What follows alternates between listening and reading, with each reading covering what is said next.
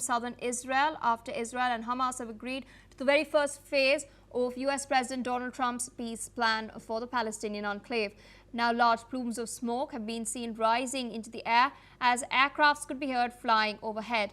Now, this development comes just a day after President Trump announced that the first phase of the peace plan had been signed, and the concerned plan includes a pause in fighting and the release of hostages and prisoners, with both Israeli officials and Hamas confirming the initial agreement.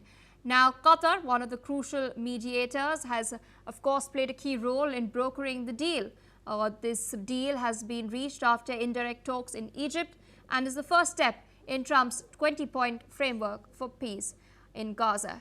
Additionally, the White House has confirmed that 20 hostages are expected to be released by Monday. Israel believes that of the 48 remaining hostages, 20 are still alive and will be freed as part of this particular deal. With us on the broadcast is Dr. Emmanuel Neva, International Relations Lecturer at Tel Aviv University and a Senior Fellow at the Jerusalem Institute for Strategy and Security. Thank you so much, sir, for taking our time and speaking to us on NewsX World. We've heard, in fact, a snippet of a conversation between Donald Trump and the families of the hostages earlier in the day. They were cheering as they've hailed Trump for his leadership in bringing about this particular peace deal. What is the mood like on the ground? Well, the mood in Israel is, of course, one of relief.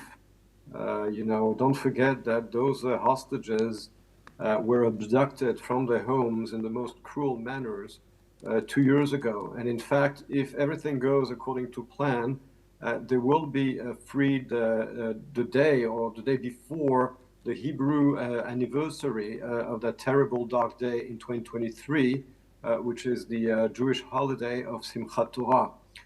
So even though we're talking of October 7 in the Hebrew calendar, the anniversary will be next week on Tuesday, and by that time, God willing, they will be relieved. So, of course, the imagery and the symbolism is huge, and the relief in Israel is huge because, of course, we have fought as a society, as an army. We have sent our sons on the ground to fight those horrible monsters of Hamas. First of all, to get our hostages out, and without the victories of the IDF, Hamas would never have released those hostages. And of course, there was the very important role of President Trump.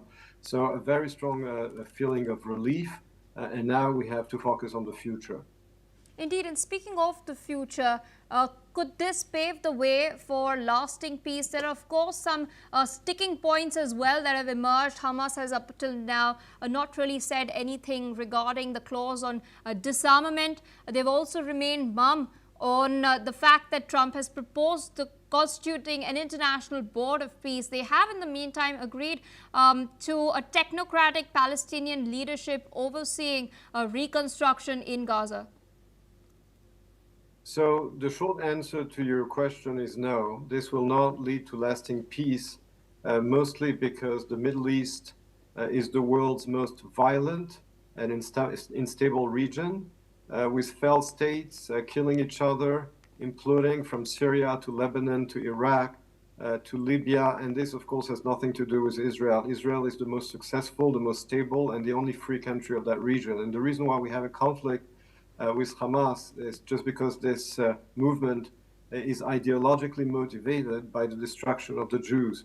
So as long as Hamas has this ideology and the ability to implement it, of course, there will be no peace. What there can be, however, is to expand the normalization in the region with Arab countries that are more stable, that are more successful economically. And we started doing this also thanks to President Trump with the Abraham Accords in 2020, with countries such as Bahrain and the United Arab Emirates, and we already have peace agreements, of course, with Egypt and with Jordan. So the idea really now is to expand the normalization between Israel and its neighbors, but there cannot be peace with a Nazi organization like Hamas, whose only purpose and intention is to murder Jews wherever they are.